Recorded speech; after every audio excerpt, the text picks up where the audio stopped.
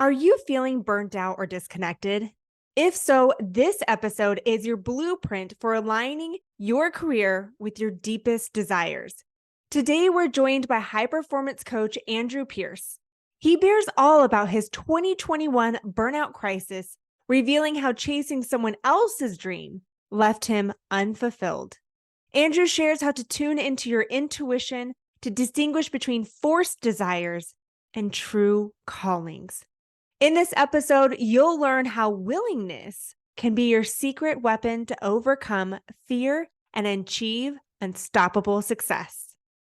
Andrew, I was reading your story, and you have been a high performance coach since 2014. So if there's anybody that knows how to overcome anxiety and stress and burnout, it's definitely you because you work with high performers. However, what I read in your story is that in 2021, you found yourself in a situation where you were experiencing burnout and overwhelm and stress, and it was affecting your business. Can you share with our listeners a little bit about your personal story? Yeah, absolutely, Danielle. So for me, it was the end of 2020. So we were in the early stages, mid phases of COVID, and I'd had a good year. However, I wasn't creating business in the way that I wanted to. I really wanted the flow and the ease and the receiving and the results showing up.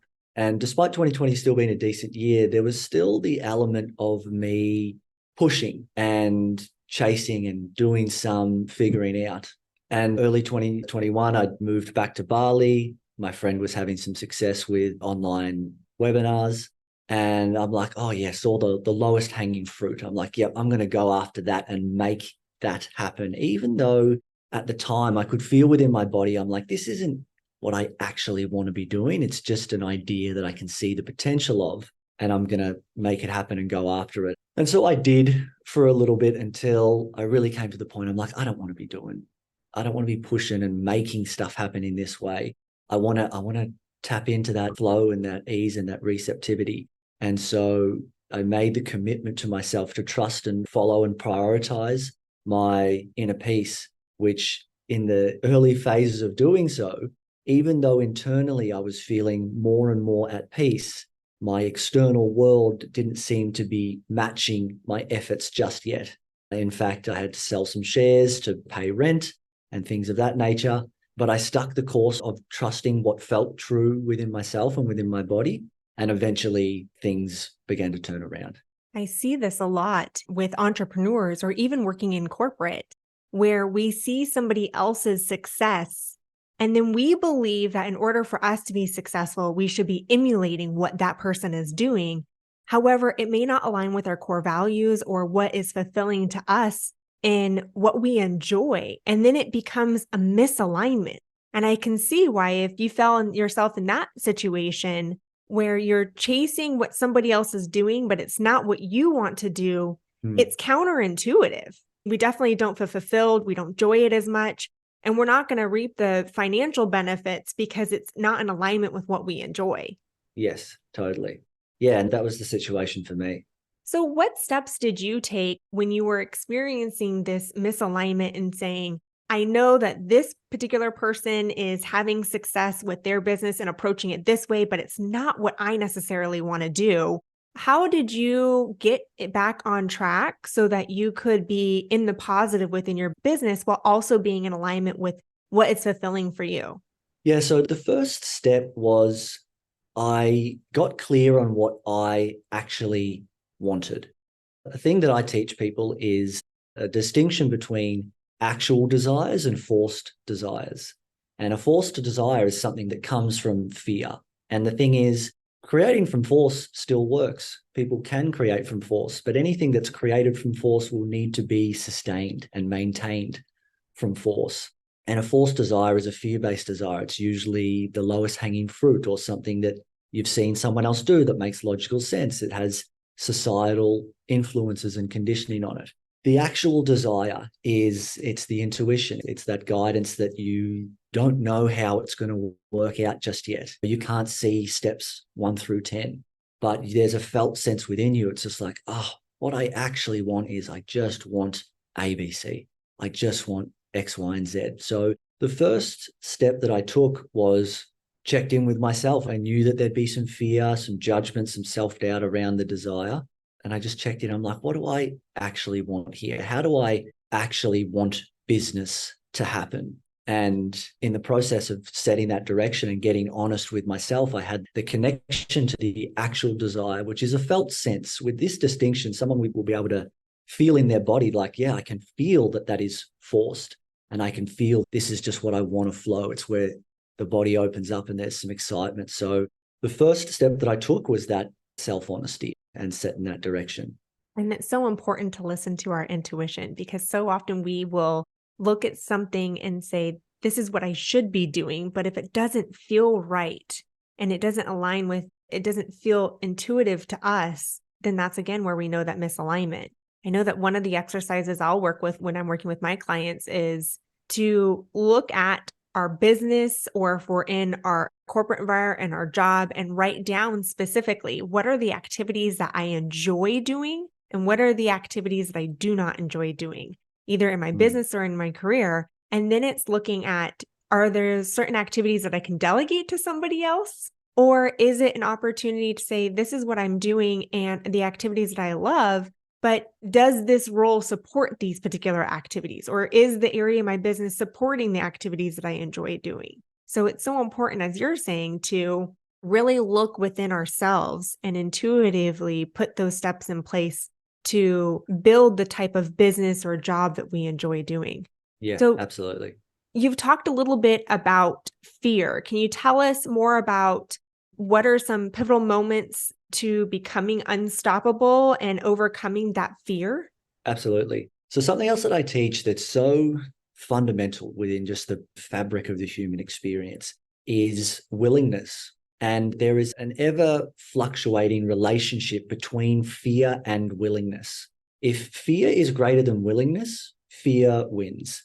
If willingness is greater than fear, willingness wins. And every single person has access to willingness. Every single person has access to greater depths of willingness. And it's also, there's a very interesting conversation around where one is directing their willingness. So someone who burns themselves out, for example, and a key element of burnout being the energy that it takes to keep our emotions at bay and to fight our emotions on a daily basis, they're not willing to slow down and sit with themselves and be with themselves, but they are willing to push on forward and take risks. You've got a lot of people in life who aren't willing to take risks. And so they go with the comfortable and the familiar. And so for me, in this process of developing the grit and the resilience, it was a deep willingness to be with myself and to confront some personal truths. So for example, there was a question that was coming up of like, am I the loser in the group who can't get it together? And I know that if I'm asking that question, then I'm already feeling like that, which is a great insight into human behavior. If someone's asking a question of like something of that nature, am I the loser in the group? If the question is being posed, it's because the feeling's already in the body. And so with my willingness to look at those parts of myself and go to those depths, I faced the parts of myself that weren't in alignment with the new way in which I wanted to create and receive in business. And I think if someone's burned themselves out, they've got a willingness to take on risks and push, like I said, but their willingness is actually out of balance. And I think when it comes to grit and resilience and perseverance and stuff like that, I speak a lot to my clients about the fear of fear. It's not the facts that we fear, but the strong feelings and emotions associated. When we are willing to be with ourselves and be with our fear at depths, I think that is a superpower, an absolute unstoppable superpower. Because if you're like, if I can go that low and handle it, which I have, then bring it on. Let's do it. There's not that fear of the dip. It's just like, I've been there, I've done it, I can handle it. And there's an absolute superpower in that type of experience. There is a big misconception for people that are very successful. And this is a question that I get quite often is, I can never do what you do. I could never be a speaker. I get so nervous on stage. And I always respond, I still get scared. I still have a fear. I still get anxious and my hands get palmy and sweaty. And those that are successful doesn't mean that they haven't had fear. I believe what you're saying is we're going to experience fear. and the value of sitting in that emotion and acknowledging it and recognizing it, and then reminding ourselves the times that we have had fear and the steps that we've taken to overcome it and know that we've gone through it before helps us build the resilience to get through that fear again. 100%.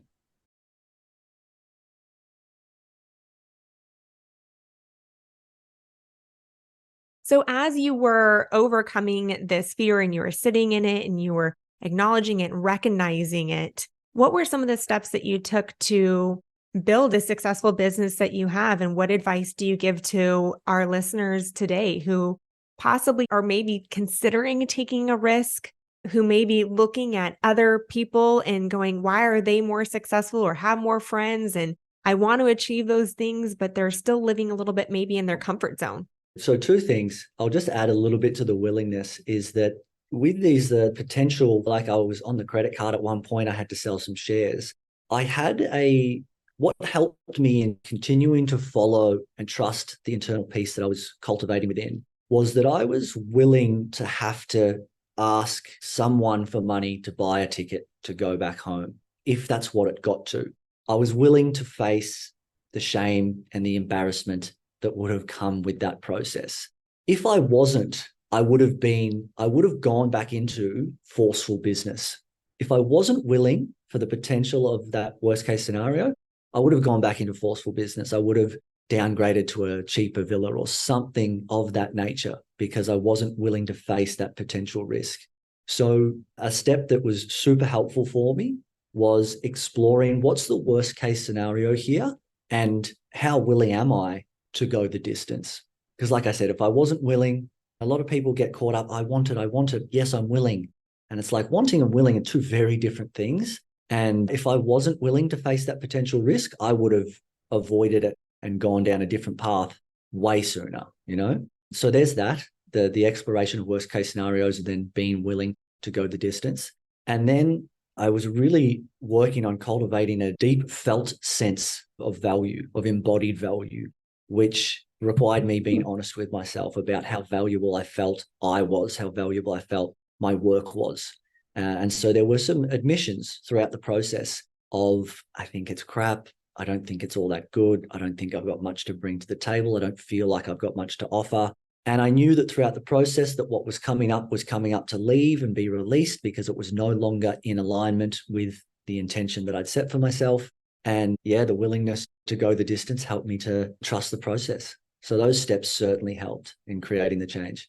I like how you brought up the willingness to ask, because a lot of times there's this misconception that there's a weakness in asking for support, a weakness in asking for resources that we possibly might need if we want to go to that next level or if we've found ourselves in a significant setback.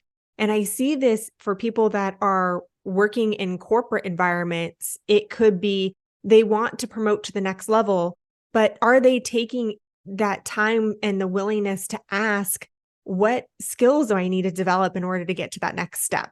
Where are my blind spots? Can you give me some transparency on maybe some blind spots that I may have that I can focus on developing?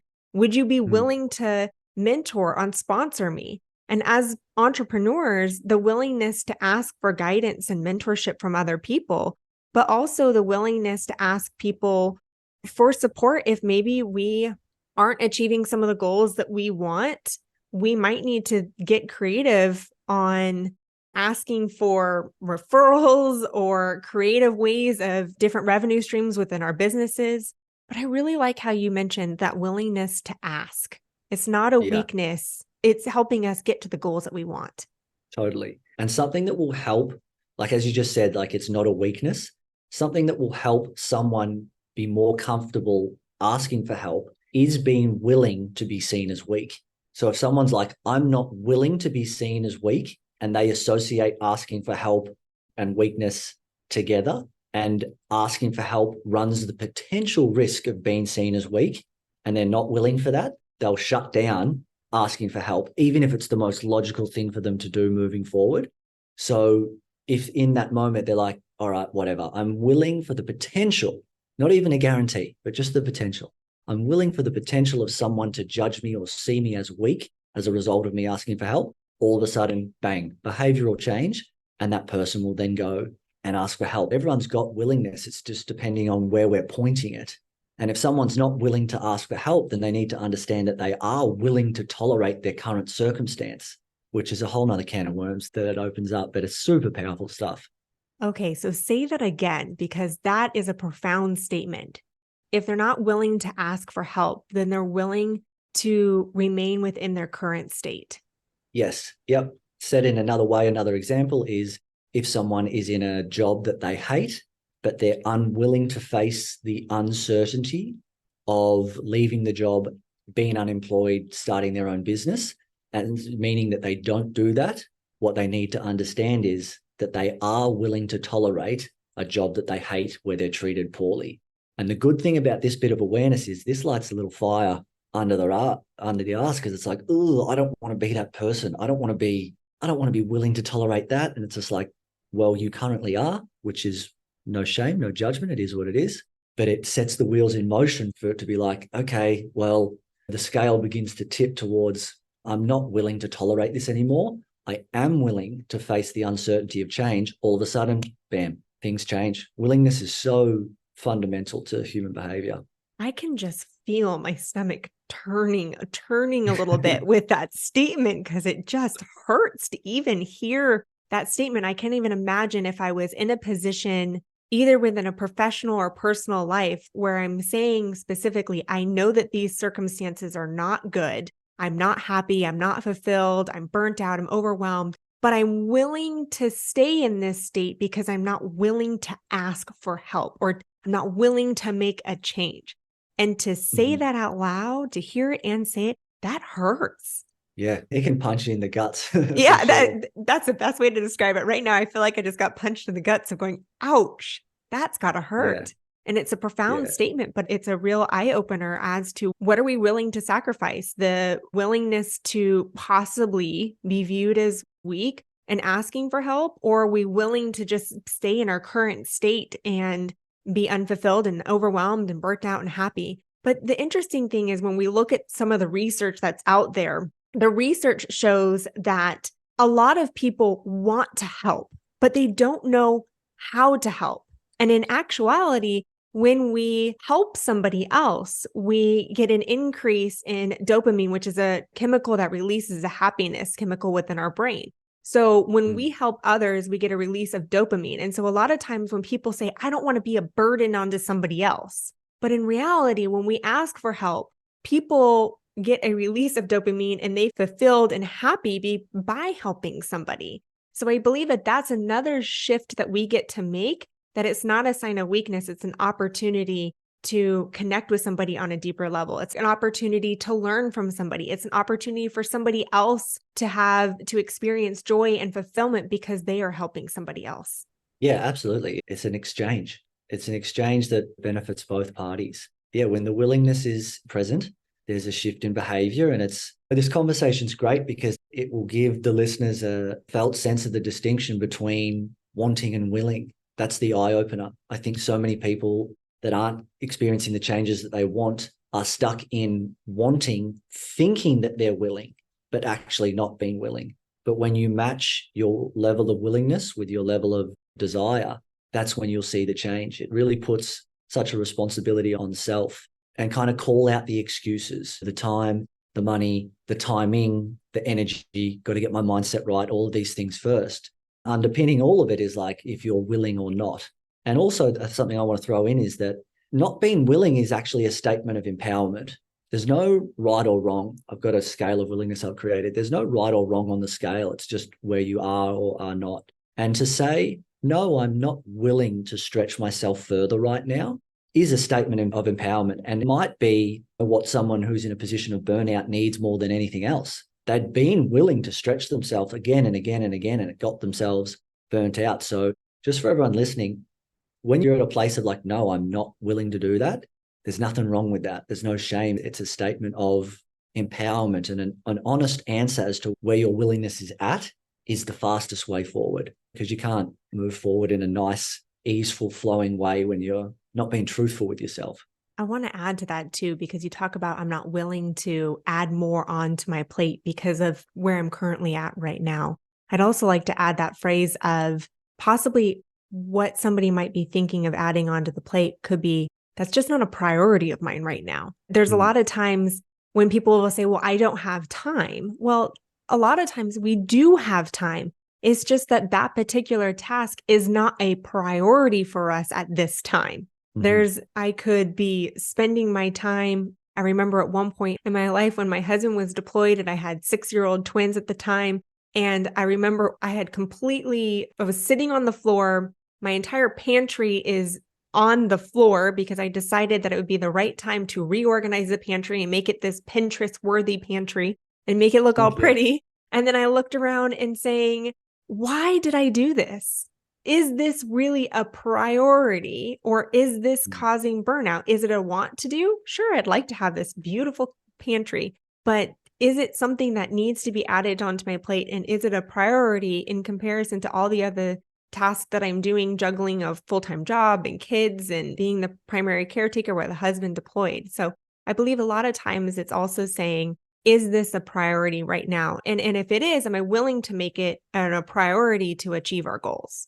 Yep, I agree. I think it's good internal inquiry and check in that can get us out of the judgment and the shoulds of, oh, I should get that pantry done. There's a freedom that comes from the permission that we give ourselves to say either, no, it's not a priority or no, I'm not willing. So I think that's a great point. Well, before we wrap up our conversation today, is what are other advice maybe you give with our listeners, maybe some questions that they can be asking themselves as they are working towards that willingness and giving themselves permission to overcome that burnout and overwhelm and possibly anxiety? A great question is, how willing am I to face and feel X, Y, and Z right now? And there's such a power with putting right now at the end of it, because that will bring you to either a yes or a no. And there's no 50-50 with your answers. If you're sitting on the fence, that's not a yes. By virtue of not being a yes, it's a no. So a great question that your listeners can ask themselves is, how willing am I to face and feel whatever emotion it might be right now will take them to a yes or a no within themselves. If the question doesn't have the right now on the end, it just makes it a bit too open-ended. And they're like, yeah, I'm willing, just when I get all these other things in place. And it's like, you're willing to now, but you're not willing to now, but you're willing to in the future, which is still just has that person suppressing that emotion. So how willing am I to face and feel this emotion right now is a super powerful question when it comes to developing the willingness, the grit, the resilience to go to those scary parts within ourselves that we all got, that we most certainly all have, so we can face them, release them, get them out of the body, stop fighting them, and have a new level of automatic calm, presence, and peacefulness within ourselves. I'm also hearing being by the questions that you're suggesting we ask ourselves, it's a level of kindness to ourselves For by sure. asking it in that right now. It's a level of kindness that we're in grace that we're giving ourselves. And sometimes if we are willing or not, and maybe it's not a never, it's just a not right now. Yes, Yeah. absolutely. Well said. Well, thank you so much for joining the Unstoppable Grit podcast. Some profound statements and advice that you've given our listeners on how they can develop the grit and resilience to break through some of the roadblocks that possibly are standing between them and achieving their goals, and that willingness to take risks and helping them define when it's the right time for them. So before we jump off, where can our listeners find you? The best place to get me would be on my website, because then I've got all my social links and free downloads and stuff there as well that they can access, which is www.andrewdpearce.com. There's a D in between the Andrew and the Pearce. So andrewdpearce.com is probably the best place to go. Well, perfect. I'll go ahead and include that link, your website, into the show notes as well. So those of you that are listening, just go to the show notes. You can scroll down. That link will be included in there. And as Andrew said, you can go to his website, connect with him on all the social media and follow him. He's a high performance coach and focusing on helping people overcome burnout and overwhelm, and definitely share some profound insights that can help apply to your life. So thank you so much for tuning in, and be unstoppable.